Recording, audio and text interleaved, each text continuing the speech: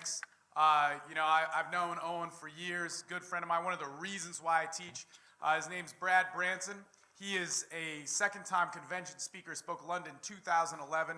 Also, instructor or lead something, executive instructor for RSD, but does a bunch of cool stuff. We know a lot of the same people. Come up here, man, and let's take it away. You are the headliner, buddy. Awesome. I get the headline? Nice. Sweet. All right, welcome everyone. Who here is tired? I'm really tired. I woke up at 9:30. I was up till like 5 a.m. shooting video blogs this morning. Had to teach for a couple hours today. So I'm actually in a very talkative mood. This will be good. I'll try to make it energetic. Anyone in here not know who I am? A couple people? Sweet. I'll do a brief little bio then quick. I work for Real Social Dynamics, teaching for about 5 years now. I've done over 40 countries now that I'm in Australia. I was in Australia here for about 6 weeks. I actually leave tomorrow. I'm going to China for my vacation. Yeah. So I was here. I did Melbourne for a couple weeks. I did Sydney 2 times. I was in Perth last weekend and Brisbane as well. And it was pretty cool. The whole thing was kind of sold out. And at the end, we added a couple extra dates. And we're like, oh, I got to do one more in Melbourne. And then I say Melbourne wrong. I'm sorry. I don't know how to say it in the Australian accent. But I had one extra one here, and all of a sudden Anthony's like, dude, that's the same weekend as the convention. I'm like, shit. And this is actually exactly how it worked out for the London one, too. I was like, dude, I'm in London, the same weekend as the convention. So it's really nice that I can do this, because the last one was pretty sweet from a promotion standpoint. So today I was trying to think about what I wanted to talk about. And actually, since it's kind of a culmination week for me, this is actually probably the biggest week of my life, crazy enough, I figure I better talk about myself. So that's what I'm going to do today, talk about myself. In the year 2012. So for me, this year has been kind of extreme ups and downs. I turned 30. So that was like, I had my 30 life crisis for a bit. And starting off the year, so I've been teaching with RSD for about 5 years. And I realized January and February, I went to Europe for 2 months. And what happened was during that time, I've been kicking ass for the last couple of years, rolling, hitting shit up. Lots of girls. I always say talking about the girl shit, it's kind of like Bill Gates talking about money or something. It's like he doesn't need to brag about that shit. That's kind of how the girls stuff is for me after doing this for so long. But I was like, cool, I'm going out, hitting it up. But at some point, I felt like I was kind of going through the motions a bit. And is anyone here who has been doing this for like 5 years, like the pickup shit, 5, 6 years? Do you ever feel like you're going through the motions? It's like, why am I doing this again? I'm going out. All these guys in the front are like, no, it's awesome. They love this shit. First couple of years are like that, but then you get in it for a while, and especially I think for me, because I'm a teacher too, it's like I have to go out sometimes, and it's like not every night I go out, I want to go out. But I'm like, okay, I'm going out, doing it again, or I'm with some friends, they're traveling with me, so like, we're going out. And what I realized what it was after the fact now, is there was a period of about 14 months where I just wasn't growing. So I had like a 14th month plateau, which is a pretty long time to be on a plateau. Who here has like actually hit a plateau in the game, if you guys are young? Or like fresh in this, you've hit your first plateau? I think the first one for me was, I took a boot camp with RSD in 2007 as a client. And the first one I had after my boot camp was about a couple months in. And the first one that's pretty consistent after you take a boot camp is you get that ego of being successful with girls. So it's like I take the boot camp, get rid of all the approach anxiety, and all of a sudden after a couple months, I'm getting all this like glory, having a lot of fun, kicking ass, getting a lot of results, a lot of girls. And then all of a sudden, I get approach anxiety again. And I'm like, what the hell is this? And what it came from was the fact that I started getting that ego of being successful with girls. And then the problem was like every girl I go up to, I'm like, am I still good? And I got to like prove it to every girl. So instead of doing that, I was just like afraid. And I was like, holy shit. How do you get over that? At that time, no one even really had any advice for me. But what I did was basically, I'm like, I'm going to go out tonight and just get fucking rejected by every single girl.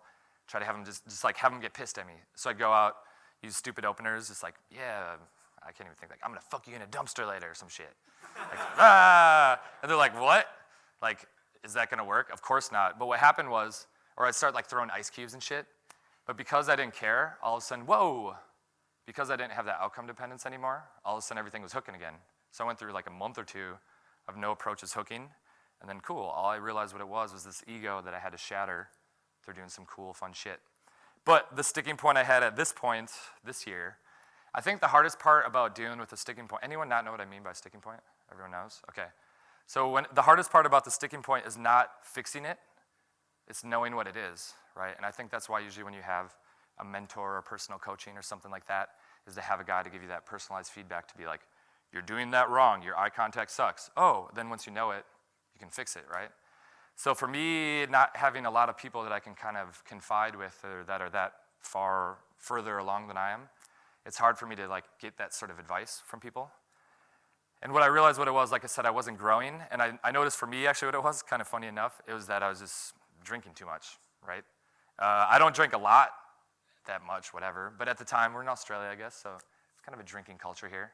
I noticed, let's say at the 8 to 10 drink range, it's like, it was weird because you get to a point where attraction is really not even an issue anymore. Like for me to think about attraction, it's kind of like, cool, 2007, 2008, I was kind of like working on that shit, building attraction. You get to a point where you're like, okay, I know how to get in there, 8 out of 9 girls, it's gonna go decently. But then I always say the game is really played at logistics, kind of dealing with kind of the end of the road type shit.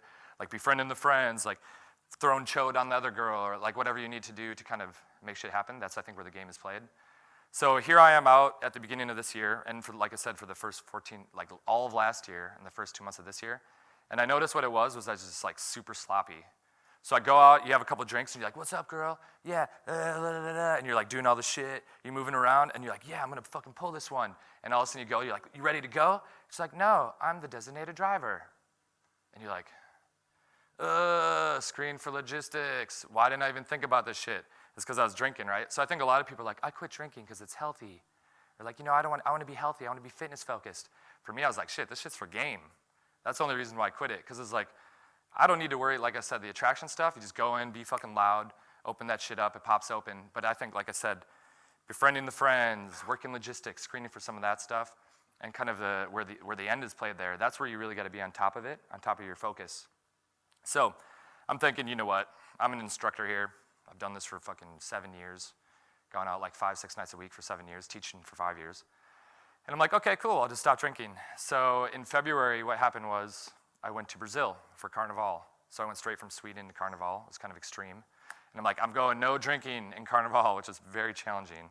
That's probably more challenging than the game thing. But all of a sudden, I'm out, and I'm completely in my head. And I realized that the drinking, what it did, it hid all these like underlying sticking points that I didn't even know I had, because like the booze kind of hides it a bit, right? And so I was like, holy shit, there's like these very newbie beginner things, right? And for me, like I said, the reason why this week is so big for me, I'm doing my first product launch, which starts today, some shit, so I gotta go home and keep working all night long. And in the product, it's called Evolutions. I have different kind of skill sets and game levels for each level. So you have like the beginner, the newbie level, the intermediate level, and the advanced level. And I feel that for guys I think when guys get into this, they think that as you reach each level, kind of like you evolve and you learn new things. And of course you learn new things, you learn kind of different things in the skill set.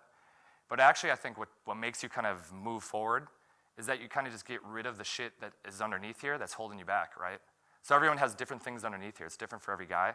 Maybe you have you tend to qualify yourself a little bit or something like that. Even at the advanced level, some guy might still qualify himself.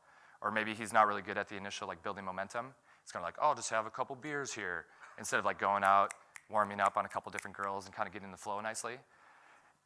And for me, so what I noticed was when I got like full sober mode, is that I had these really obvious sticking points. One of them was I still had this aversion towards mixed sets. I was like, what the fuck?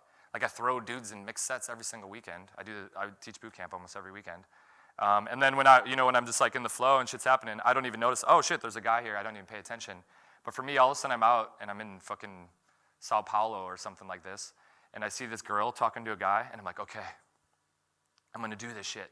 I'm like, you can do it, Brad. You can do it. And I'm like, what the fuck? Like, why are you afraid here? What the hell is this shit, right? I'm like, just do it. So I go over there, and I'm like, hey, how's it going? Talking to her. She's like, oh yeah. I'm like, who are you here with? She's like, that's my boyfriend. I'm like, okay, cool. Well, have a good day, guys. And I like ran away, and I'm like, yes. And my friends are like, what's up? I'm like, I'm ready to go, guys. Like, the night was a success. And they're like, what? And I actually, in my head, I'm like, I haven't done like a fucking couple set in like years or something like that. I feel like for me, my own game, in a lot of ways what it's been for a couple of years, and it's still like, everyone's evolving and everyone has different things that they're good at. For me, I was like the best at like I'd be graded in the slam dunk contest. So if all of a sudden it's like, you're in there, somebody throws you the alley-oop, I'd be like, I'll take that shit, fucking spin around, fucking hit that shit, it looks all cool, right? But if you have me in like the dribbling test where you're like, the fucking agility course, I wouldn't be good at that shit at all, right? And that's, for me, the fundamental kind of basic stuff there is really hitting your warm-ups properly, getting in there, right when you get in the club, have the discipline to, get those first approaches out of the way, some of that type of stuff, and it's a skill. It's a discipline. It's like a discipline and a skill to do that. And again, when you have like the few drinks at the beginning there, you can get kind of lazy on that. So that was one of the first sticking points that I really needed to overcome. With that, the next one was, I noticed there's a couple that happen when you kind of quit the drinking. A big one for me, I was talking about this today when we had seminar on boot camp, was the end game. So we started at the very beginning there, at the approach shit. Some of the very end game stuff, it's just so important to be decisive. Like you just have to be fully decisive here, right? And I think it's a challenge because if you're thinking, okay, you're in there, you see the girl and you're like, maybe I could pull this one. I could do this, but I've never done it before. Like everyone has their first cold approach, one night stand or something like that, right? And it's a fucking big deal. But if you really think about it and you're in there and this is your goal, like whatever your goals are. My goal is I'm traveling around, so it's usually like this has to happen tonight or it's not gonna happen. That's just kind of the game I play. So if that's my goal, I'm like, okay, how can I make this happen tonight? I gotta do this. And if you really think about it, that girl that I'm gonna get with, how many like one night stands has she had with some like random stranger dude? I don't know, 3, 4 or something like that. So she doesn't know what the hell to do, right? She doesn't know what she's doing there. And you're like, I don't know what I'm doing. And she's like, I don't know what I'm doing, right? And all of a sudden it just kind of fades into sadness or something there because you just don't do anything and you don't really know what to do. So you really just have to have that fucking decisiveness, right? And funny enough, what do I notice with all of a sudden, again, we're in February here. What do I notice with me being sober again? All of a sudden I got this girl. I remember we were in Buenos Aires because we just kind of did South America tour. And so I'm in there and I got this girl and I'm like, is she hot enough? Is she not hot enough? Is she hot enough? And all of a sudden, because I was like indecisive, I ended up not pulling her, basically. And then I thought to myself, I'm like, damn, what type of girls are you pulling when you're drunk? Like, probably should kind of step up a little bit there, right? So for the hotter girls stuff, I'm definitely gonna, one of the focuses for me learning from that was like, make sure to hit up the hot sets, and we'll talk about in a second how to get better at that. But also the other thing with it is looking at the end of the night there, and what I was suggesting to some of the guys today, I was like, go with the binary system. It's like 1, 0. 1 is like I would hook up with her, 0 is like I wouldn't. And then once you're like, okay, 1, make the decision and just roll with it. Be like, here we go, we're doing this shit. Because at the end of the night there, especially like, whoa, this is a big deal, there's a lot of risk here. She needs to have that trust. She needs to kind of submit there and be like, okay, this guy knows what he's doing here. And the only way you're gonna do that is if you're like, hey, this is what we're doing, let's fucking go, let's do this shit, right? So really amping it up and owning it. So that was another thing I kind of learned. Some other things that were really cool is I feel that each year of me being an instructor, I said like you kind of the first year I had some good skills. I called it the year of 7s. So it was me getting with like a lot of 7s, kind of getting a lot of reference points there. Then you have the year of 8s, and it always says that I say the year of AIDS. Everyone thinks I say that shit. No, not AIDS. The year of 8s, and then kind of recently it's been like solid 9s, just like 9s, hitting that shit up really nicely. So it's like, how did I get that more regularly? Would anyone want to hear about that? Get with some 9s? Maybe someone in here? I was like, no, I like my 7s. Stick with that shit. Not that I'm even superficial about anything, but the goal is obviously you need the growth, so you need to keep moving forward. So how do you get with the hotter girls, right? For me, what the big thing I notice, especially being full sober, I'm doing this shit, going through the process, is that it's like a stepping stone thing at the beginning of the night. So first off, I have to just get in the flow. For the seminar, the guys in seminar today, I'm just doing all the shit we talked about today, it seems, right? So it's like just get in the flow at the beginning there, kind of rock that a bit, and get in a good happy space. I feel that once I'm in I call it like my happy chi, it's pretty easy from that headspace to be like, cool, I'm in here, I'm rocking, let's start approaching, I'm feeling social. But then what happens is you're in there with the girl, and all of a sudden you see the hotter girl, and you're like, no, I'm just gonna stay with this. And what I call it is like state preservation. So in that moment, you're kind of happy to be with the girl, and you see the hotter one, you're like, oh, I don't wanna like risk, I'm in a happy place here. I don't wanna risk kind of going over there and like pushing this one away and going for what I want.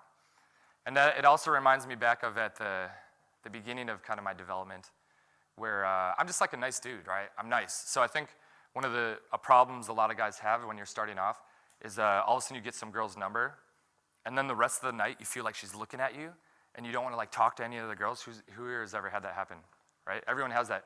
I think what it is like, you remember the time where you got a number from some girl, and then you saw her like making out with some dude, and you're like, no, we had a connection. Oh, it was love, right? So you feel bad, right? So it's good. It's like sympathy or empathy. I don't know, whatever. So you don't want to do that to the girl. But at some point, what I always say, it's like you got to become the hot girl. You got to become the prize there, right? And take what you want. So this year has been a lot about being selfish too, a bit, right? So for me, it was like I'm in there with this girl, and what I actually had to prove to myself was that I could cut this off nice and clean. Because what would happen then is like I'm out. Okay, so I'm out, sober, in the club, staring at all these fucking crazy alpha Argentinian dudes that are bumping into me left and right. I'm like, okay. And I see this girl, I'm like, you know what? I said to myself, I'm gonna go for hotter girls. So I know I could go in there and maybe talk to her, but it's gonna last for a pretty long time. And I don't wanna be mean and cut it off. So I don't wanna talk to her. I'm like, oh, but there's a really hot Argentinian girl. But because I don't have any social momentum, I don't approach her either. And then I'm just like, what do I do? And I'm drinking water, this is boring. At least I'd get drunk if I wasn't doing something, right? So in this moment, it's like, so how can we work on both here?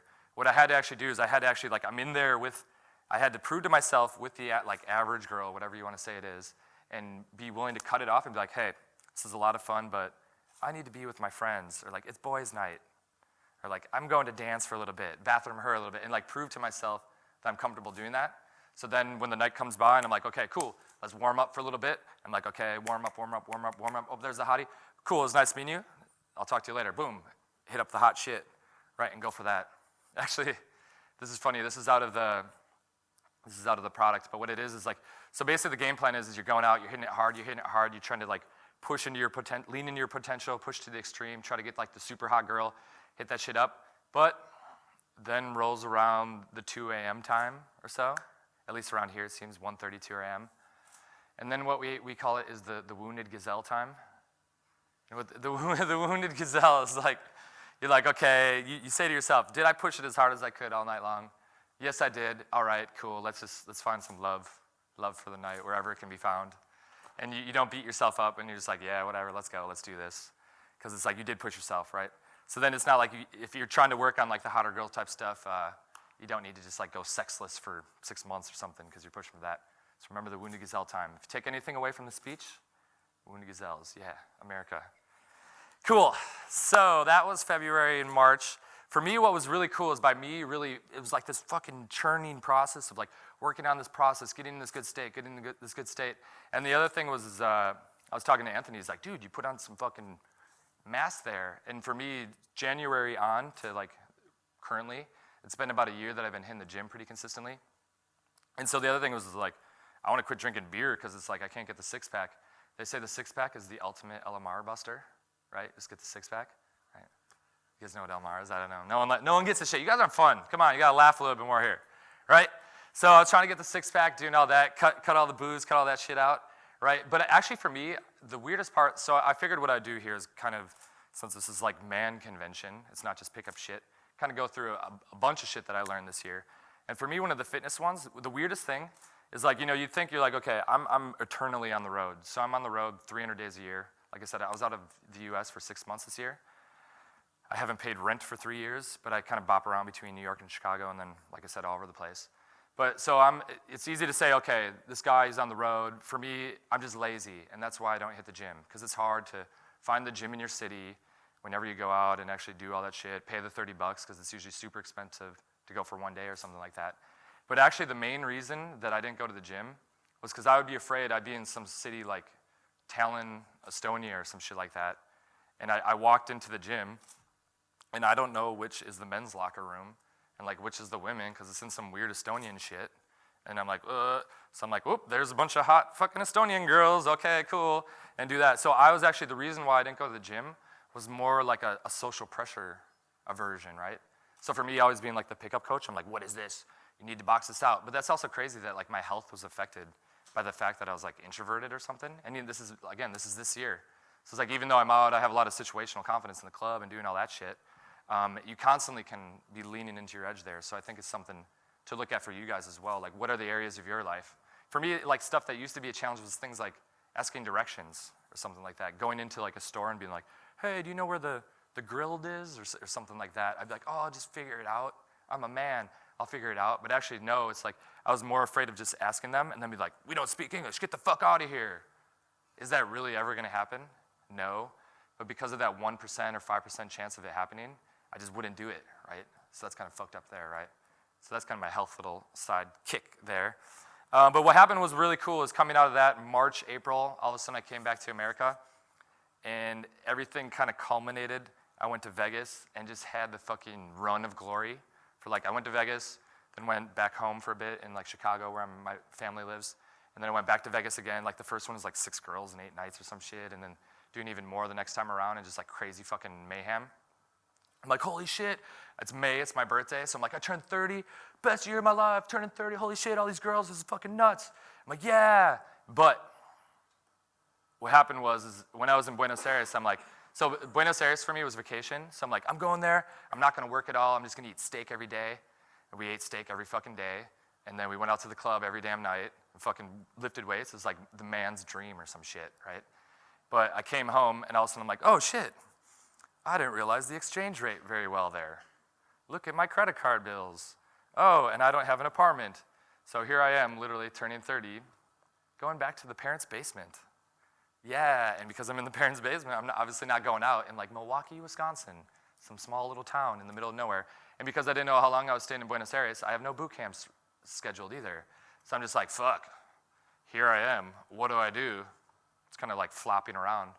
So this was kind of a big transition and I had the month of sadness, just the 30 life crisis, full month of sadness. I'm just I remember I was driving the car and I was driving back to my parents' house. I'm like, you're 30 and you live with your parents. This is fuck. Little did I even know that the last 4 months I was all over South America, whatever. I was just no, you're 30 and you're with your parents, So what came out of that, I'm like, I need to fucking do something, right? And I know I'm crashing with Tim. I think you guys saw him on Friday. And he's got the whole freedom business shit. So we've been talking a lot of business stuff throughout the whole week that I've been staying with him. And some of the biggest epiphanies I had this year were actually related to business. And they're kind of self-development focused. So I thought I'd throw some of those out as well. And I think the biggest one at the beginning stage was for me, so we got Papa and Tyler, Nick and Owen are kind of the owners of RSD. So they're kind of the gatekeepers on stuff. And I'm just sitting here in the basement, sitting here in the lair, we call it the lair. So I'm in the lair thinking, okay, I need to make some fucking cash here. I could do this product thing, right? Because for me, my issue was always I've been teaching boot camp.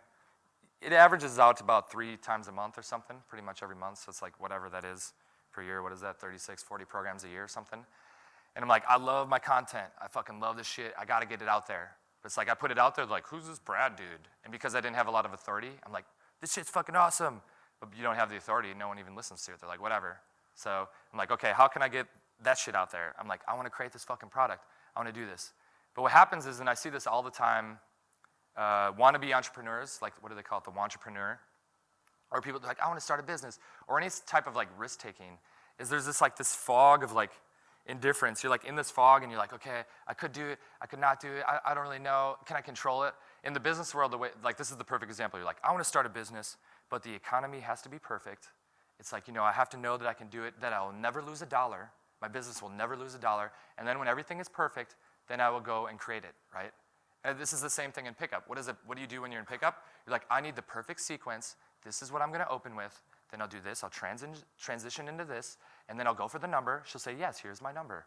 Then I will kiss her. She will have a passionate makeout. I will break it first. Then I will lead her to the bar once. I will buy her one drink. I'll make sure that whatever, she pays for it or some shit. I don't know. And then you're we're leaving now. And she's okay, that would be great. And then you just strolled off into the horizon or something, right? You think everything's gonna be perfect. It's the same thing with business. So for me, in the business world, I was I talked to one of my mentors, my kind of business mentor, who's actually one of my pickup mentors back in the day too. He's dude, he has a business where he's giving products to people, stuff like that. And I'm I don't know what to do. Is Papa and Tyler, are they gonna let me do this? Should I do it? I don't know, what should I do here? And he's dude, I can't control when they're gonna take the product. If you have some lazy fucking supplier out there, he's when they're ready, I gotta have the product ready, right? So basically it's you can never control that shit out there. You just have to be prepared and be ready, so when the time comes, you're basically ready to rock. So I'm thinking, okay, cool, I kinda wanna do this. And I've had some other ventures in the past, right? I've had some other kind of business companies that I've started in the past. And a lot of them, well, they all pretty much failed since I don't really work on them consistently anymore. And a lot of this, what it was for me, what I realized, so this is epiphany number one, just what is it? It's like is it a Napoleon Hill quote where he says, fortune comes to those prepared or some shit like that? I don't know. It's probably not even him at all. But something like, be prepared, and then, does anyone know the quote that I'm talking about? No one knows it. Prepare for the shit. The luck comes to the one that are prepared. So just fucking prepare and like just put yourself out there and take the risk and then deal with the shit after the fact. Again, pick up. Most guys go in there and they're looking at the girl and they're like, okay, her body language, I think she's receptive. I think this one will be, that guy is not with her. Like, that's definitely not with her. Okay, hold on, I'll wait till she orders the drink, and then when she's got to pay first, and then she pays. All right, now, guy just went in. All right, who's had that? I have, like last night, right? So it's like, no, it's like you go in there, you fucking hit the shit, and then you roll with the punches after the fact. So you just go in there. Like for me, I used to even teach this shit. I'd be like, okay, the only 2 or 3 approaches that I won't ever do. One is right as they get in the club, because right as they get in the club, they're like, I need to do my walk. And they do their little walk. You're like, hey, what's up? She's like, hi, nice to meet you. Wow, right? And she does her little walk. Another one is like she's ordering the drink, because right as she's ordering the drink, you're like, hey, what's up? She's like, hi, rum and coke, and you don't get full attention, so you're kind of compromising your value there a little bit. And then the other one's like she's going to the bathroom, right? So then I see this shit, and I remember this is right about the time I'm fucking working on my process and all that stuff. And I'm thinking, I'm like, okay, what did I get into the game for? Like, what did I get into this shit for? It's like to see the girl that I want and be the selector. Like, I see this girl, I want this girl, let's go do it, let's do this shit. Oh no, she's going to the bathroom, fuck it, I don't care. Go, hi, I know it looks like you really got to piss really badly, I just thought you're really cute, I just wanted to say hi to you. You know, you can go in there, I'm gonna be waiting right here for you, right when you come out. You better come out, don't hide in there, I'm gonna be right here. Are you ready? Cool, awesome, enjoy your piss. And then she comes out, I'm like, what's up? Or she's like, whatever, you know? But it's like, fuck it, just go for it, do that shit. A lot of times I just sit there, and even in my head, I'm thinking like, damn, she must have to piss really bad, because she's just standing here, 10 minutes goes by, and like, fuck, just because you go and you're the one to take that action there, fuck, it's like, do that shit, be the selector, because if you're waiting just for the receptive ones, or guys are always like, they're waiting for permission, like, did I get the eye contact? Or something like that. They're waiting for all this shit before they're gonna go in and approach. And instead of just saying like, she's hot, there's some dudes, I don't know, I'll deal with this shit. One of my favorite quotes is the Mark Twain, like, I've had a lot of problems, but most of them never happened, right? You're thinking about all this shit, all this crazy shit could happen, especially guys that get into this. We were talking about over the weekend how most dudes are like engineers and math majors and all this shit. And what it is, you get in there and you're like, blah, blah, blah, blah. She's girl coding. That body language is 35% as bad as it should be. It should be a little bit better. She's not as receptive as she could be by 15%, you know, and you're like, da, da, da, da, da. And you're like super analyzing all this shit. It's just like, fuck that shit, and just like plow through and make the shit happen, right? Cool, so this is kind of May's June. So I was getting pretty fucking jacked by then, because I'm just like living in the basement. And you know, I'm kind of working on the product, stuff like this. It's starting to go really well, and I'm learning how to video edit. I gotta fucking learn all this shit. I had to learn how to set up a damn camera, like what lighting is good, how to set all that shit up. So I'm just chilling in the lair, fucking learning all this shit. Well, everyone else is kind of off doing instructorship stuff all over the world, and I'm like, I'm in the lair, fucking rolling, but whatever. I'm like, okay, I'm gonna do this. So, next epiphany, during this time period, what I was saying with the other businesses that I had, I was willing to kind of like invest some money. So I'm like, cool, I got like 10 grand here. Let's invest in this business. Yeah, let's invest in it. Cool, but all of a sudden I'm like, oh, I have this product idea. I'm gonna have to invest. It's literally been 8 months in the making until it's finally launched. So I'm like, I've invested 8 months of time and not gotten paid $1, really, ultimately. So it's like, that's a lot of fucking time. But I was willing to just kind of throw 10 grand out there. So for me, a huge epiphany that I had this year from the business standpoint is that like, fuck, time is money. How did I get that money? I fucking worked my ass off to get that money, right? But it's like I was playing the lottery or some shit. And I think a lot of guys think that, especially a lot of internet marketing kind of businesses, and I know a lot of guys are into that shit. They're thinking, cool, I'll just like buy some links on that shit over there, like some social media. I'll buy fucking 5,000 Twitter followers. That'll be really cool. It's like, okay, what is that ultimately gonna do, right? So the other side of it is like, put your fucking time into shit. And like, how is a business like created, a really solid foundational business? It's like you just fucking grind it out and you put the damn time in. You put the damn time in, you fucking invest the time. You work your ass off. Literally, like I said, I woke up at 9:30. I've been 4 hours of sleep. I'll probably be up till 4 or 5 in the morning tonight and keep on doing it again tomorrow. And then I'm on the airplane fucking editing video and then throwing that shit up too, right? You just gotta fucking do it, right? So this is May, June. All of a sudden, finally, I'm starting to teach again, starting to go out. And I'm like, holy shit, my fucking game sucks again. What happened here, right? And what it was is, I feel that what happens, a lot of guys when they get into, like let's say you take a boot camp or you take some sort of program, or a weekend like this, you get a lot of momentum out of a weekend like this because you see a lot of other people taking action, and you kind of took action by coming here. So you're like, fuck yeah, let's fucking do some shit. It's like the seminar high. You always get the seminar high, and you're like, yeah, let's fucking roll. And then all of a sudden, oh shit, but all these life things are here. So all of a sudden you go back to work and you kind of forget about it, or like some family shit happens. Or I've had dudes say like they took a boot camp and then had to go to Afghanistan or some shit. So then they're like, I kind of lost a little momentum there when I was in the desert. It's like, yeah, can't do many cold approaches when you're like, unless like burqas, like you're like whatever shit or something, right? Yeah, so I don't know. I did a program in Dubai. It was fucking awesome. I did a 21-night program in Dubai. It was pretty insane, 21 nights in a row. But you're obviously not meeting the locals. You're pretty much meeting all the tourists. But so you come out of that, you have no momentum, right? But I think what's cool is, for me at least what I notice, is I'm chilling in the lair, fucking doing HTML and doing video editing and stuff. And actually my inner game like grew a lot more. Like my inner game was way stronger because I'm like, fuck yeah, you're on your fucking path. You're actually doing shit here. You've been waiting all this time to fucking do shit. Let's fucking rock. Let's do this. So my inner game was there, but I noticed my outer game, kind of some of that shit, kind of faded a bit. So the outer game one, I remember, because the first time going out again, all of a sudden I'm like, let's go back to Vegas, because it's like the mecca of the world for pickup shit. So I'm like, let's go. And I'm in the club, and I can hear my voice, and I'm not loud enough, and I hear it ringing in my ears, and I'm like, why am I not loud enough? Because teaching this, you know when the dude's loud enough, when he's not, and I'm hearing it myself. I'm like, fuck. So one of the first things is just like being louder, right? And it seems so fucking obvious, but guys, I just see them out, and they're just still not loud enough. The other thing I'm just going to say this really quickly, because I say it all over the damn place, is the tonality too. Making sure to keep that downward tone of voice. Everyone know what I'm talking about here? Anyone not know what I'm talking about? Okay, cool. I'll do it real quick, because it's all over the internet. Just check out my website or something. You have the authoritative commanding tonality. I think I notice it a lot here actually in Australia, because Australians, I have a horrible accent, but they always go up at the end when they say everything, like this. How do you think about that? And what this is, it's really like, it's a trying for rapport. It's seeking rapport, like you want to be their friend or something like that. Instead of like, you, hey, you right here, yeah, you're looking at me. You like that? You like being pointed? I'm pointing at you. What's your name? Even when you ask questions, he almost answered it. He was that afraid, right? So like, it's like, I'm that alpha. I'm that fucking alpha. Yeah, you guys feel it? You feel the aura?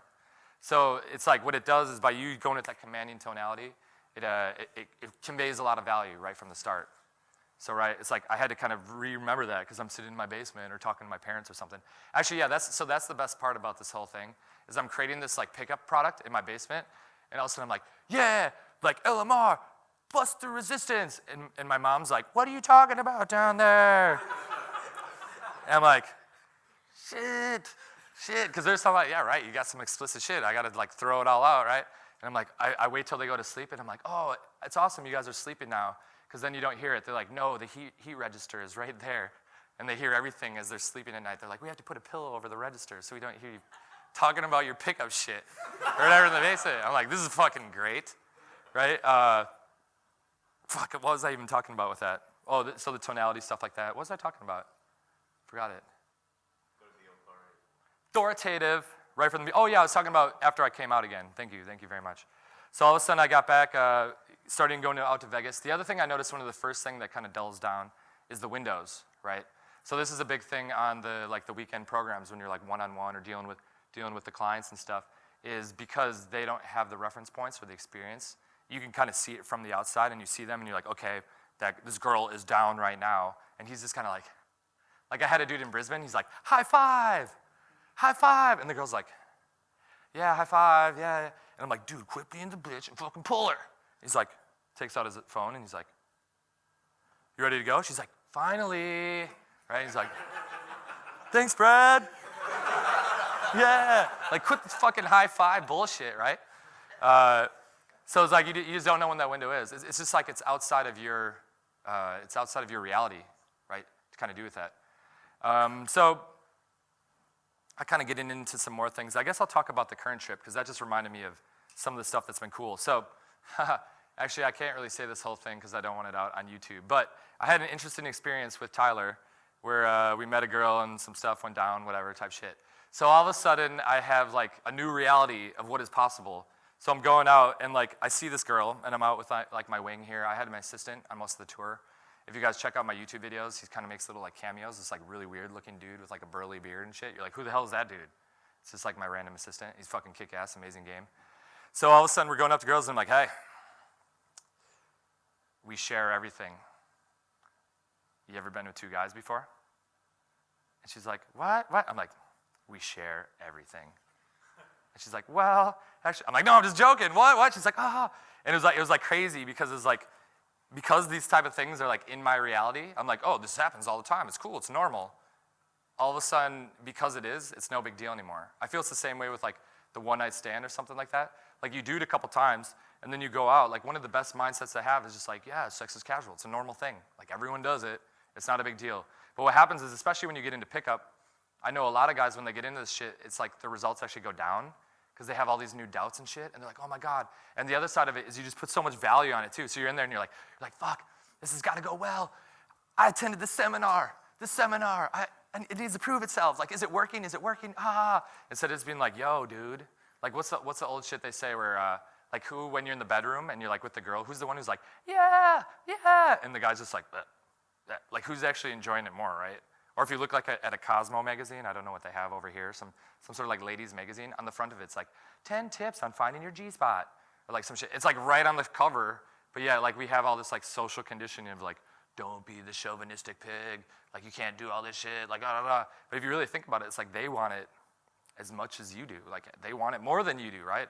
Like I could imagine, like I see the dudes that are out. I see, like you guys are the cool ones. You're the ones that like, you're conscious enough to work on yourself. You have like, like self-development. It takes like a lot of pride or to get rid of the pride to actually admit to yourself that you can like better yourself and everything, right? Whereas most dudes are like, footballer, I'm a footballer, protein, like all this shit, right? Like, cool, how good of a boyfriend is that? He's like, bitch, like fucking do the dishes, make me a sandwich. Whereas like me, I'm like, I'm reading, honey. Like read this book, it'll change your life or something, right? Like when you, whatever. It was like, I'm such a better provider. Footballer, man. He out-alphaed me at the club, so I'm pissed, right?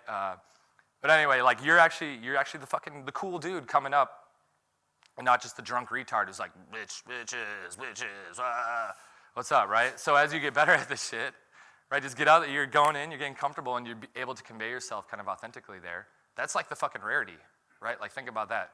That's the rarity. It's like how many just like cute, attractive mini skirts are there out there? There's a lot of them, right? Finding the right one, yeah, of course, like I have very specific things I'm looking for, but like women are abundant. The cool dude who's not the drunken retard is actually pretty rare, right?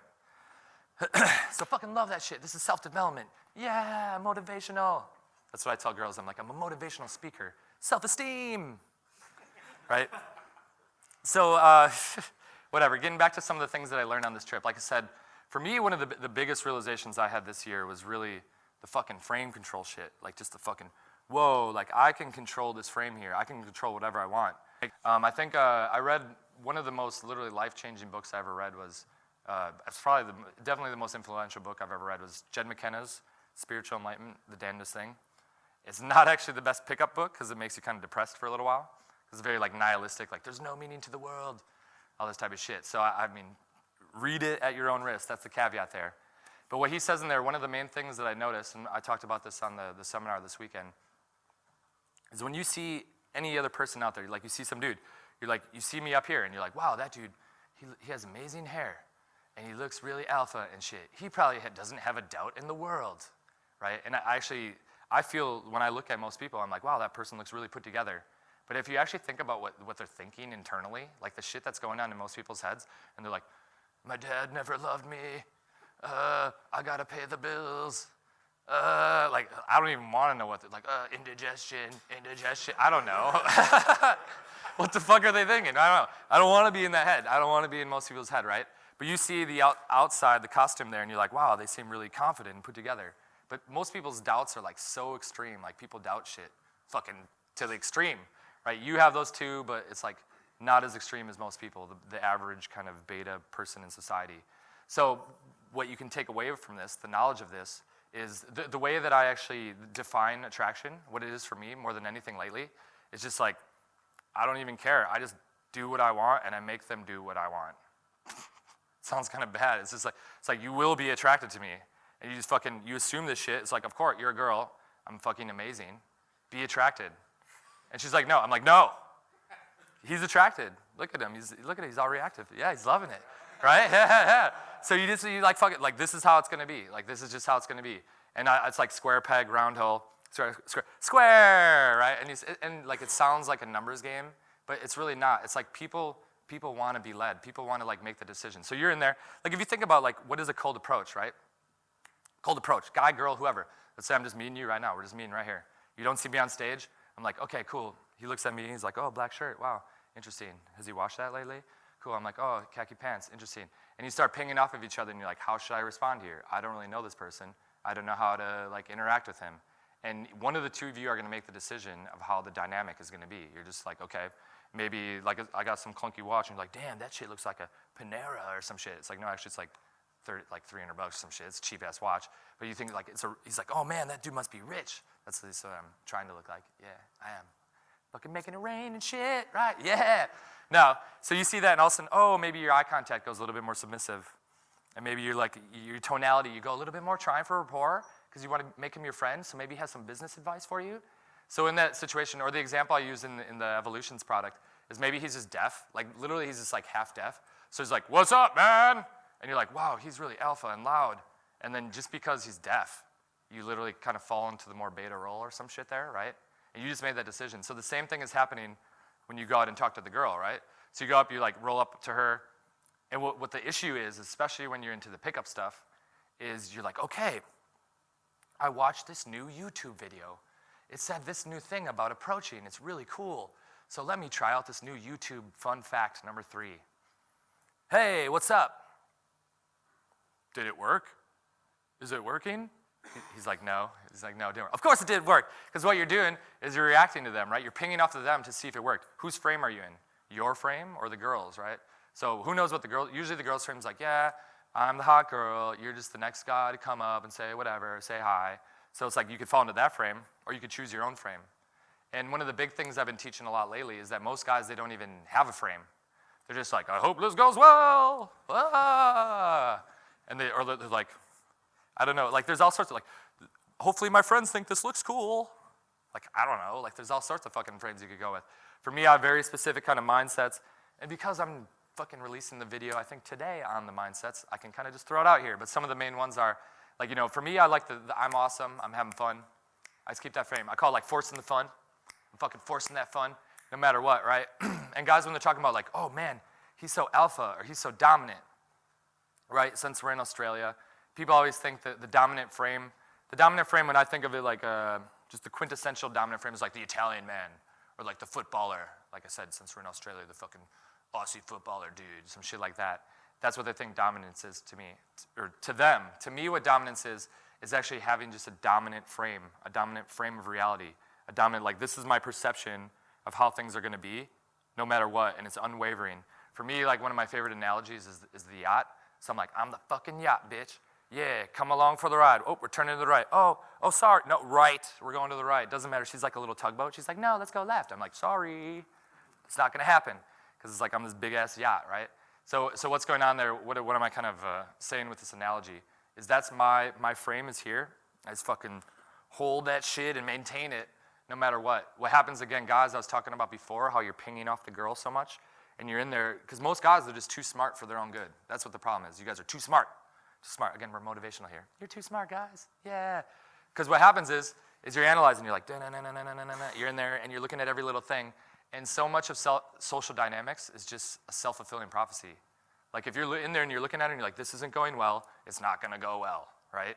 Or if you're like, oh, yeah. So you can perceive a lot of things multiple different ways. So a couple examples.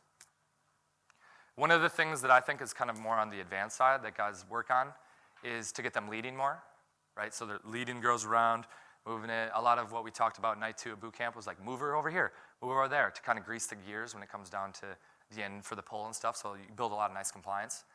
And I think for guys, like that's a very specific one. So you're in there and you're talking to her. You're like, hey, let's go over here. And she says no. And then you think, oh no, she doesn't like me. It was a bad set. It was a bad approach. Shit. right? In that moment, you're thinking, okay, cool. What am I thinking? I'm like, oh, no means not yet. Keep plowing. Ba, ba, ba, ba, ba, ba, ba, ba. So that's kind of the example there. I think on the approach is an even more obvious example. So you're going, and before you're even into pickup or any of this shit, let's say you go out and you're like, I'm going to talk to girls tonight. I'm lonely. I'm going to talk to that girl over there. So you go up and you say, hey, you have beautiful eyes. Nice to meet you. And she's like, get the fuck away. And you're like, ah. You just run off and cry in the corner, forever alone. And then all of a sudden, you come to find the game or something, and you find about pickup, and you see all these amazing openers and all this shit. So then you go up to the girl and you say, hey guys, there's a girl fight outside, or I don't remember that shit, whatever it was. So shit like that. And then she says, fuck you. And you're like, it doesn't work. This pickup shit doesn't work. But actually for me, that's cool, because at least then you're creating some distance there. So instead of identifying with her reaction to you, it's not like she doesn't like me, it's just she doesn't like my approach, right? So it's more objective. That's cool. Like that's a good place to be. It's way better than the masses of the world, right? For me, I go in there and I say like, yo, you're wearing purple. She says, fuck you. What do I think? I think, nice. I like these ones. Time to show off the chops here a little bit, right? Like we had some Irish girls last night. I go in and I'm like, your phone sucks. That phone is shitty. You need a smartphone, because she had one of those little Euro like backpacker phone. Like she's T9, like T9, T9, T19. I'm like, can you even text with that thing? And she's like, ah! And all of a sudden she goes into like Irish rage, right? Like Irish rage. And I'm just like, just fucking unwavering, like the fucking death stare shit. Like, cool. Oh, really? Shitty phone, shitty phone, shitty phone, right? Because I know they just fucking love that shit. They just love the fucking they're feisty little redheads and stuff. They love it, and I love it too, right? I would say I also love Latin girls for the same reason, because Latin girls, they just love to fight. And I don't remember where I was. It was like 2 weeks ago, I think in Sydney or something. And I had this Argentinian chick, and she's giving me all this shit, and I'm like, yo, my last girlfriend was Colombian, because I had like a half Colombian, half Mexican thing. She's like, oh, Colombian, está loca. Like, that bitch is crazy. So once they know that shit, I'm like, it's like instant cred. I get like instant street cred with every Latin out there once you get with like one Colombian or some shit. So it's like, but that's what they do. They're just like feisty, feisty, feisty, feisty, all that shit, right? Since I'm just going all over the place.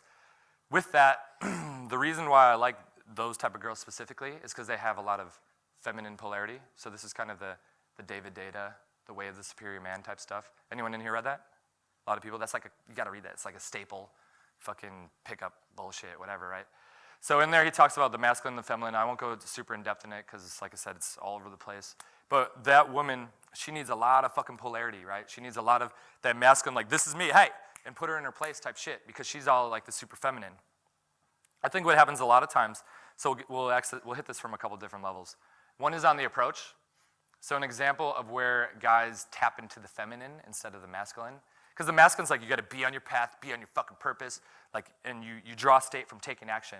Whereas the feminine is like, flowers, sparkles, I'm crying, I love crying, and just kind of all over a little bit of everything, the full range of emotions, right? So what guys do, they see the girl, and I think a super classic old school pickup shit is like, be equal or higher energy to the girl, right? That's solid advice. So they see the girl, and she's over here dancing, she's kind of like doing her little thing over here, and then the guy sees that, and he's like, okay, equal or higher energy. Pop and lock it. Pop it. Yeah, what's up, girl? Yeah, they hit that shit up, right? And what he's doing there, that doesn't work. Don't try that, right? Unless you're an amazing dancer. It's fucking, actually last night it was hilarious. We were trying to like do like some state pump shit. All of a sudden I'm like on my knees. I don't even remember what I was doing. I was doing like some fake seizure thing on my knees and stuff. And the bouncer's like, yo, you gotta get the fuck up. I'm like, well, this is my dance move. You don't like that shit? He's like, no, I don't like that shit. So, but what you wanna do with the girl there is, instead of feeding into the feminine, you feed into the masculine. So you're actually doing a very similar thing. You wanna be higher energy, but from a masculine side of point of view, it's more of like a laser, precision. So the extreme here, I'll put this up, this will be fun, is I remember I had a guy, he was 19 years old or something, and he's a super kind of like soupy, I just call it like the Soupy Opener. So girls would be walking by and he'd just do this. He'd just be like, hey, what's your name? And he's just doing this bullshit, shit like that. So I'm like, dude, next girl, here's what I want you to do. Pretend you have a knife in your hand. And I want you to, like, you see that girl? You look her in the eyes, and with your eyes you say, bitch, I'm gonna fucking kill you. Like, that's what your eyes are saying. And I want you to say, hey, what's your name? And he's like, I love young dudes, because they're just like, so the glass is totally empty, right? So like, yes, Brad, I will do that. Thank you very much. So all of a sudden he sees some girl, and he's just like, hey, what's your name? And she's like she's super into it, right? Because what it is, if you think about it, if the girl, no matter how much she's dancing, she's like fucking dancing and shit, that's a lot of energy. But actually, if you think from like Maslow's hierarchy here or some shit, survival is an even more important thing. So you're kind of tapping into that fucking masculine, like fucking, I will kill the wildebeest, fucking make this shit happen, right? And this is like that taking action, like really good headspace to be in. So the girl sees that, she's like, whoa, what is this here, right? So actually for me, I usually tell guys when they're like, let's say you're doing like a dance floor approach, is you just fucking stand there. And again, it's all about the frame shit. If you're in there and you're like, this is weird that I'm standing here, this is really weird, it's gonna be really weird, right? She's gonna be like, dance away from that man, right? She's just gonna kind of dance off, saunter off or something. But if you're like, okay, I'm making this chick stop, I'm gonna do this stuff. Boom, pull her in. Hey, you're cute, what's your name? She's just gonna be like, hey, Sarah, something like that. And then usually what they do, they like look at you and then they're like, and then they start grinding up on you and shit, right? But what it is, the difference is then you can dance all you want. Like, fuck yeah, have some fun with it. But what you're doing is you're setting the tone then. It's like you decided to take the lead there, right? Instead of the opposite, right? I think the same thing, like I saw some of the day game shit, like a good example of day game is like you don't just kind of like want to walk with them the whole time, because then they're like, cool, well, nice talking to you, see you later. And they just kind of walk off. So it's good with that too, right? At some point you need to like create some sort of bubble there, right? So in any situation, by you initiating the vibe, then you can kind of flow off and do whatever the hell you want with them or kind of roll. But they see that you're in the lead there, you're in the front. I always say with that, it's like no matter what you're doing, it's always like the river is just running downstream. The river's flowing downstream. Maybe you go over some rocks over here, you do some shit over there. As long as it's going the direction you want, it's good. Like with the conversation's a great example. I want to lead the conversation. I want to talk about what I want to talk about. Make sure it's fun for me. If it's fun for me, I'm cool with it. We can talk about that. So if she says something and she starts talking about like, I don't know, sex positions or something, I'm not like, no, we're talking about dolphins. I'm a leader here, right? If it's something good, I'm gonna like let it flow and let it like roll with it a bit, you know? So it's the same thing with the vibe and all that shit. But we had a couple different things here, so I'm kind of going a little bit off topic. I want to go back to some more examples of the opportunity stuff. So remember I was talking about, I go to try to lead her, and she says no, that's one example. The other one I use is when I was trying to approach her, and I'm like, for me, that's an opportunity, when I was talking about the Irish girls and stuff like that. Another one is like, I think something that occurred over the weekend with one of the guys, and I was like, no, this is not the way to think about it. This is not the way to think about it. Is what he was using the end of the reaction, the end of the interaction as an indicator of how well he did, right? I'm like, dude, you are not gonna fuck every girl you approach. So everyone would suck then, right? You know, so how should I look at this stuff for me here, right? It's like, who knows what happens in between there, all this stuff in between. But it's like, you can't look at that as like, okay, reframe, how can I use this? What did I learn from this, right? Ultimately, what did I learn from this? What did I take away from this? So an example where that could happen is you go like, hey, let's go over here. Or you're talking to her, here's a great example. You're talking to her, and all of a sudden she says, I need to go find my friends. And most guys, when I hear, or even me, like still sometimes, she's like, I gotta go find my friends. You're like, shit. All right, well, nice meeting you. Cool. Boom, but it's like, no, you gotta go find your friends? Cool, where are they? Let's go find them. Boom, again, that's like an opportunity for me. One example, I had one guy, he was texting a girl, so he got the number, and they're texting and shit, and she's like, what did she say? She said something like, I bet you would, fuck off, or something like that. And he said, I got that text, and I deleted her number, or something like that. And I'm like, dude, she's trying to flirt with you. And like, so because his reality is so like, women are negative, this is like a negative place, like, fuck this shit. Like, he perceived it in the negative, in the wrong there, right? As opposed to the positive. For me, I'm like, she's trying to flirt with you. Another example, fucking happens all the damn time, is guys have an issue of like what the definition for hooking is. So they're in there and they're thinking, okay, is this going well enough? Did it hook? So I had a guy on program, he's like, it never hooked. It never really hooked. I was like, dude, you were talking to her for 45 minutes. Like, it hooked. Like, I'm like, what do you think hook is? She's like, that's like what hooking is or something? No, it's like, for me, it's like, she opened, she's standing there. As long as she's standing there, things are moving forward, right? So it's always like, what is your criteria there? What is your criteria? What are you kind of framing it on? Cool, so side tangent there. What I want to keep on going for as I look at the time here a little bit is kind of the rest of the year. So like I said, for me, the last 2 months have really been focused heavily on fucking this product thing here, which like I said, it comes out on Thursday. So I've been working nonstop, probably 12, 14, 16 hours a day. And what's been really cool this year is the productivity, like how much productivity has increased. So I think a couple things with it, if I look at it from the business standpoint, and also the pickup one too, is it kind of annoys me, but really what happens is you really just have to have your back up against the wall a little bit. I think when everyone gets into pickup, you need to have that like drop moment. For me, it was like I had the 8-year relationship with some girl. All of a sudden that ends and I'm like, fuck, I don't know what the hell I'm doing. I need to figure out some way to find something to do. Let's look at this pickup shit. And that's kind of how I got into it. Same thing with the business. Like I said, I was fucking gallivanting around Buenos Aires for way too long. All of a sudden I got home and I'm like, fuck, I'm living with my parents. I gotta make some shit happen, right? So I noticed that kind of side of it. But also I think a lot of guys, when they get into any sort of motivational thing, they're driven by stress. They're driven by a lot of like insecurity and scarcity, which I think, cool, it's probably some of the most successful people in the world created that success because they got something to prove. They're proving to their dad, who never said I love you, that I am special, I'm significant, right, or something like that. And it's like, great, you get a lot of stuff done, you can be very motivated, successful that way. But for me, the way that things have been happening over the last 6 months, I've just been like fucking super enthusiastic and super jazzed about it, right?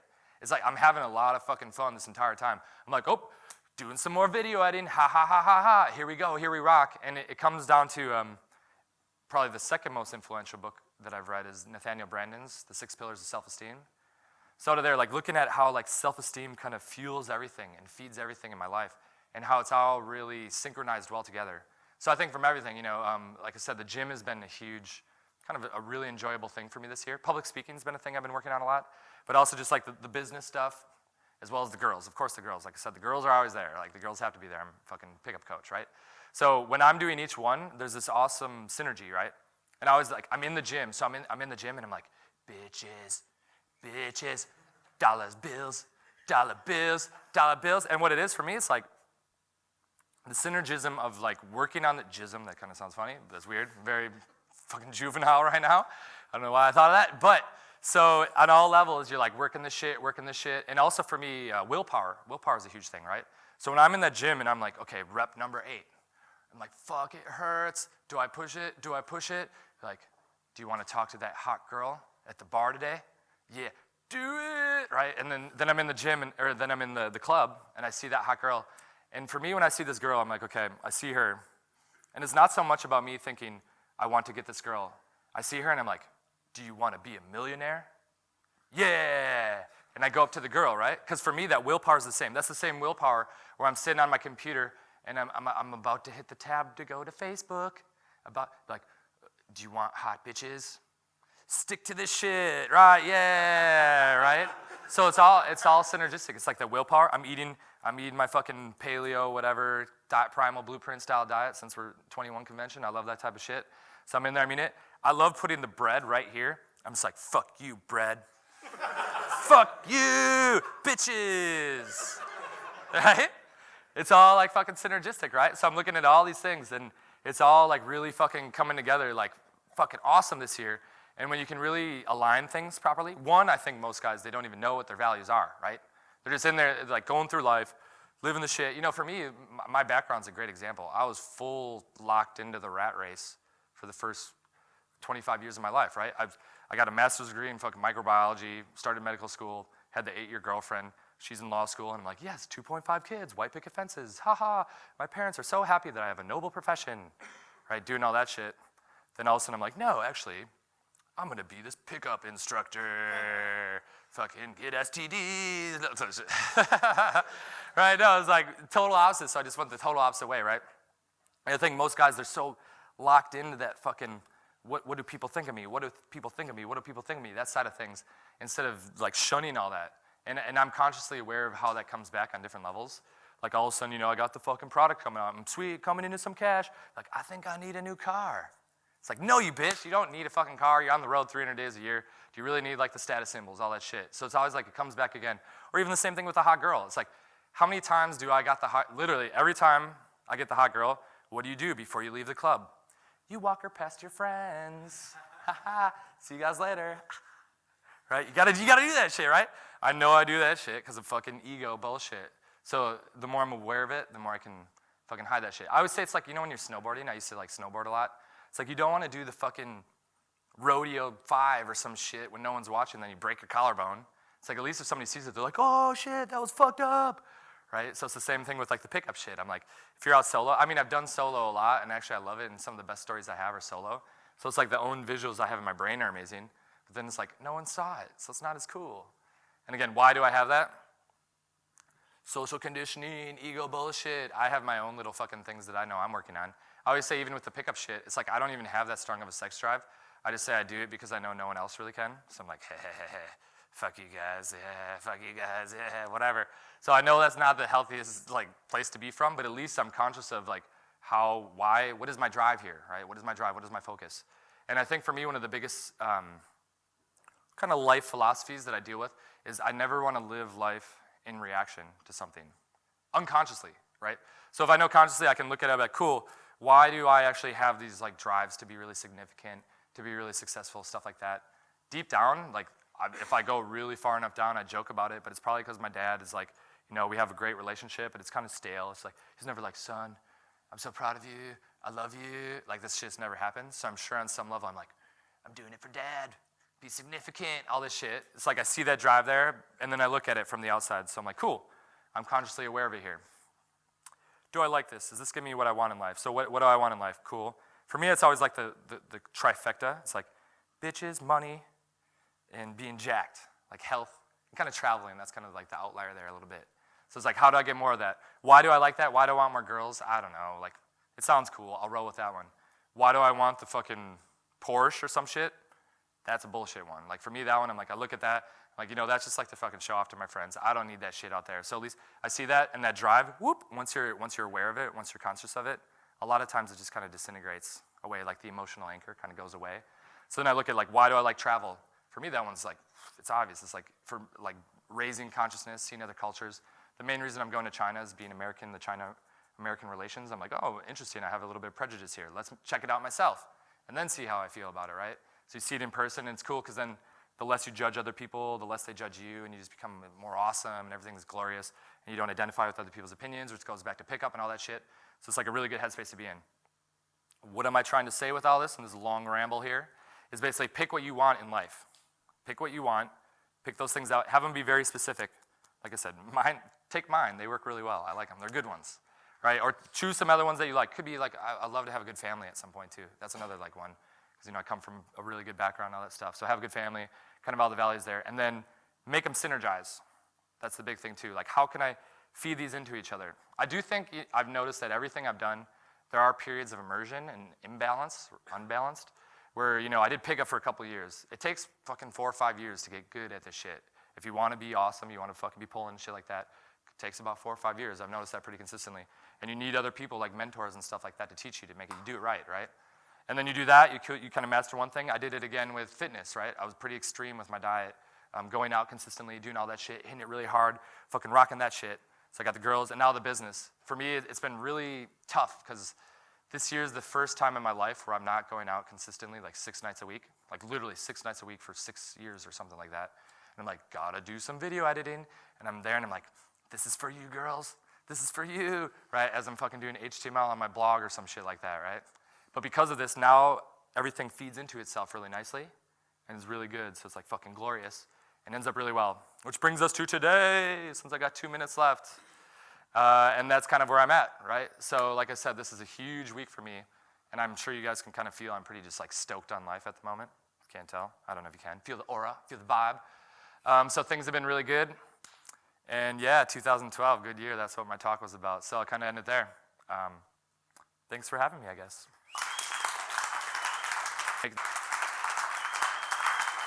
Awesome, Brad Branson, guys. So we got questions. Q&A. We got some time. I know there's a lot of RSD fans in here. I just fucking ranted for an hour there. Everyone's like fucking spectator mode. Is there any such thing as a wasted set? Cool. Well, I mean, other than letting them like walk by, but I mean like after approaching, is there any such thing like that? Cool. Did everyone hear that? I'll just say it anyways. He asked if there's ever like a wasted set or a bad opportunity. And this, for me, what it ties into really the self-esteem stuff. I love thinking about it from the self-esteem standpoint. Because what Nathaniel Brandon says for self-esteem, what he says is, the only thing you can control is your consciousness and your awareness and where you shine things on. So as long as you're using your awareness and taking action, if you do something, you go, let's say you approach a girl, right? If it goes well, what he says is the self-esteem is built because if it went well, it proves to you that your awareness, you focused it and you made the proper decision and things worked right. So a good set, you're like, sweet, okay, I'm proving to myself that this is good. Self-esteem boost. But then what happens is like, if something goes wrong, you learn from it. So as long as you don't identify with it, you learn from it, then you know that the next time you make that decision, you're gonna do it better because you're sculpting it. So as long as you learn from every single interaction you have, I never think there really could be a bad one. I think the only bad set is the one you don't do, probably. But I also think it's bad as well for guys that beat themselves up at every hot girl that they see. Everyone has that at some point, sure, right? Where you're just like, fuck, there's another, oh shit, I didn't approach her too, because you found this new power. But I would say as long as you either win or you learn, that's the big thing I would say. Does that help out? Cool, interesting question, I like it. Cheers, Brad. Thanks for the talk. You said you were out, like you're out of the game for a while, and focusing on work and things like that. Is it the sort of thing that if you don't lose it, you lose it. If you don't use it, you lose it, sort of thing? Yeah. And say if you're busy at work for a few weeks, or say a month, and you can't go out, or you can't practice your techniques, or you're not really in the day game, sort of thing. What are some practical things that you can do to get yourself back in and trained up? Yeah, good question. So for me, it's funny. This is before I was an instructor. I was like assisting. I remember in Chicago, and some dude told me. I think this thing is buzzing down here a little bit. If you want to stop that, I don't know how to stop it. So he said he was like when I was 12 years old, I lost my virginity. He's like by 14, 15, I was having threesomes, and then I turned 18. I got this girlfriend, and she shattered my soul. And then 2 years I was with her, and now I can't pick up at all. Like I'm afraid of girls and all this shit. I was like, whoa, this is like the weirdest story I've ever fucking heard. So I think, there's always something traumatic that could maybe kind of, if I think about myself personally, like would I ever lose this? They say confidence is very attractive. What creates confidence? Like the reference points. So I personally feel I've had so much experience to kind of like confirm that I'm good at it. That I think it's almost impossible for me to like lose it, completely lose it. And I think a lot of times what happens if you take a big break, all of a sudden you go out one night and all these reference points start going in your brain and you're like, remember this, remember that. And you can feel the shit kind of come locking back in together really nicely. So I think the biggest thing that I would say to answer that for guys that you're like, okay, cool, I got business shit right now. Or, I got to go, like my mom got sick or something, so I got to be at the hospital all the time or something. Like I've had that happen to clients before and stuff. I'm like, as long as you're living on your path, this is the synergism that I was talking about before. I really am doing work. I'm doing that fucking work, and I'm thinking girls, money, girls. And it's fucking pumping me up. That self-esteem we talked about before. I'm getting better and better at it. I'm getting better. Like it shows, and it's manifesting in the world more and conveying more, like getting more value out there and all that shit. So I'm like, fuck yeah, this is fucking awesome. And then when I step to that girl, I like see the girl, and I think in my head, oh shit, you're a little bit rusty here.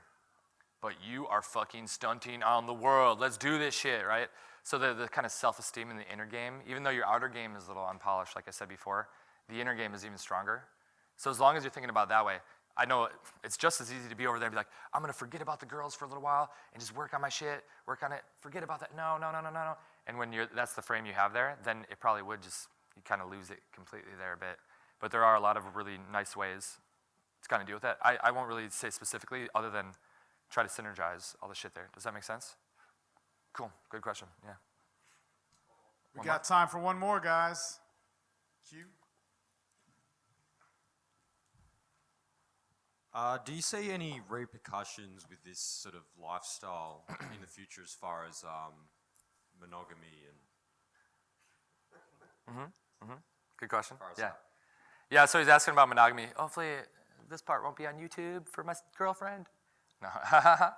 Yeah, I don't know.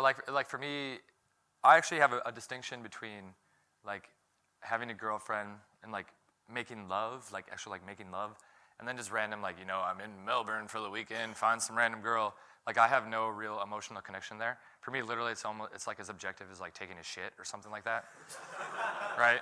So I'm like, it's not cheating or something. To me, I'm just like, yeah, I did that shit. Like, that's how objective it is to me, which also is probably why you get it so regularly then when you don't put that value on it, But will I ever have like I personally don't believe in marriage too much. That's a whole nother topic that I've had people fucking force into me, so that's been conditioned into me, because I don't think monogamy in the traditional sense is very natural or whatever. But I think it's like, if I have like an amazing, for me, the relationships that I've had, the way it happens is like, I meet some girl, maybe you have some other girls, and you're kind of doing that, and this one is just like, you actually enjoy the sex so much more, and it actually gets better every time. Like, it's getting better, and you're like, I don't care about the other girls, right? And if I'm with her and I'm totally doing that, I have no reason to kind of just be like, gotta do the pickup shit, gotta be significant or something. In the past, I've kind of made mistakes with that because it was like new. I'm just like naive and young and stuff like that. But I know now if I do find that awesome girl, I'm totally comfortable. I'm like, I've been with enough girls, just like, let's do this shit. But if I go to Vegas for the weekend, and hopefully, probably the girl that I would meet would actually be like, yeah, you're in Vegas, fucking party, do that shit. Like, hopefully, like, that's the type of girl that I want, Right? Yeah. Is she out there? I don't know. Maybe that's why I'm not in a real relationship, because maybe she doesn't exist. I don't know. But that's personally she would need to be conscious enough to be like, and like the same for her. I'm like, I don't want you to do that shit, but I better not find out about it. Like, if you do it and it's totally like whatever, I'm like, okay, that's cool to me, because again, that's just how I view it. But if all of a sudden she's off and she's like having this full affair and like in love, that's like a total kind of different thing for me. But that's just my personal view of what intimate relationships are, I guess. So I like that question. That's cool. Awesome. Cool. Yeah. So yeah, thanks for having me. Like I said, check out my website, bradbranson.com. Also this week, if you do like the shit, go on rstnation.com or check out RST Brad as my YouTube channel. And I'm throwing out videos every single day this week. So check that shit out. And Evolution's product coming out this Thursday. Big day for me. All right, let's give And it up thank you, for Anthony. Brad. Thank you, Anthony. Awesome. All right, guys.